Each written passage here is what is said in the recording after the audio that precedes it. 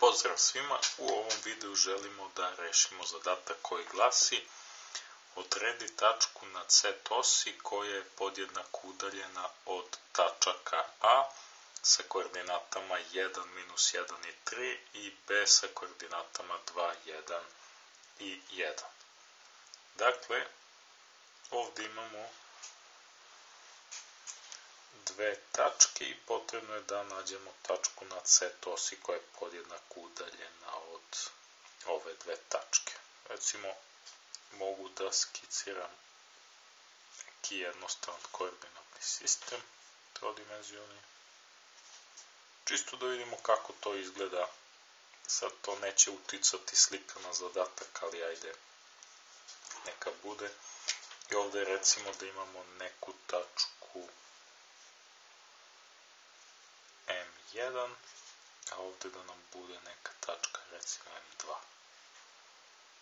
Ostaje ne M1, M2, nego A. Zašto sam počeo sa M1 i M2? Ovo je tačka A po tekstu zadatka, a ovo je tačka B. I potrebno je da nađemo neku tačku, neka bude tačka C. Kažemo da je ta tačka C jednako znak pitanja, koje se nalazi na Z osi i Z osi podjednako udaljeno od tačaka A i B. Recimo, ona bi se možda nalazila ovdje negde i bila bi podjednako udaljena i od tačke A i od tačke B. Ovdje Z osa X, Y.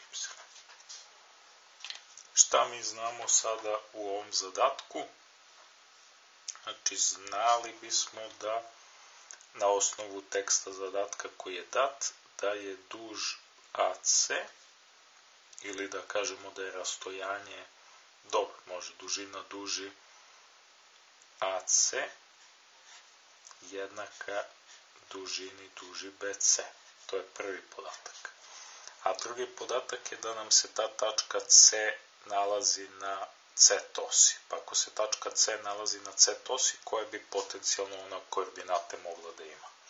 Recimo, ajde da uprostimo ovu priču kada imamo samo koordinatni sistem sa X, Y osom. Pa ako imate neku tačku na X osi, recimo ovde, u dvojci, kako ste vi obeležavali tu koordinatu?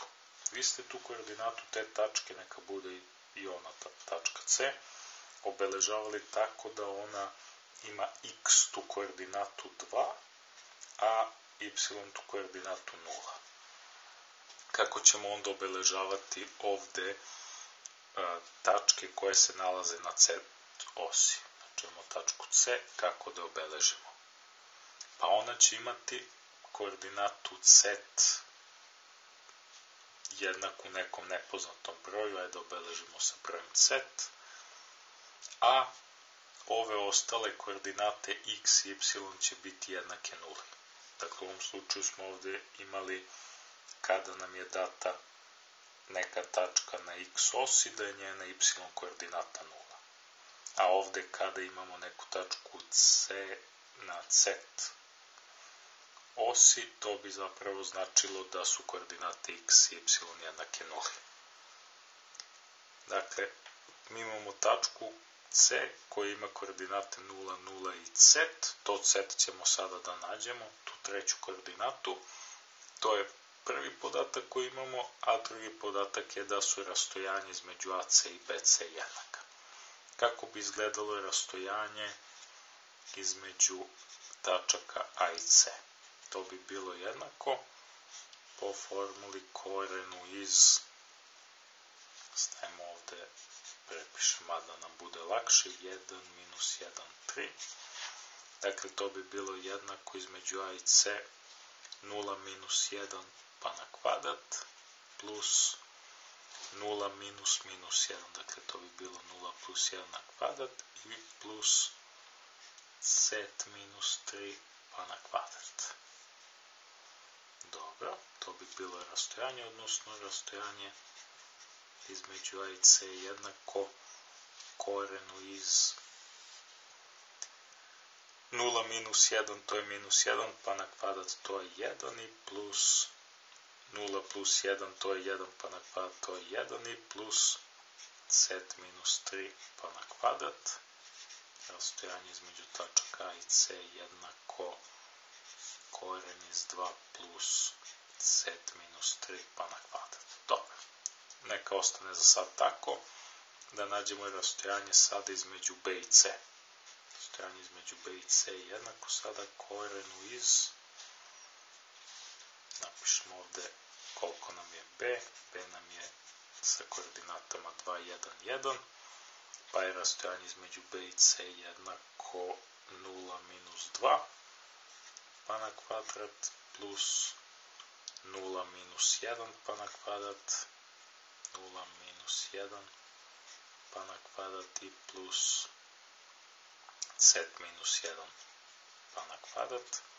To je dalje jednako korenu iz 0 minus 2, to je minus 2, pa minus 2 na kvadrat je 4, plus 0 minus 1 je minus 1, pa na kvadrat to je 1 i plus z minus 1 pa na kvadrat, odnosno to je dalje jednako korenu iz 5 plus z minus 1 pa na kvadrat.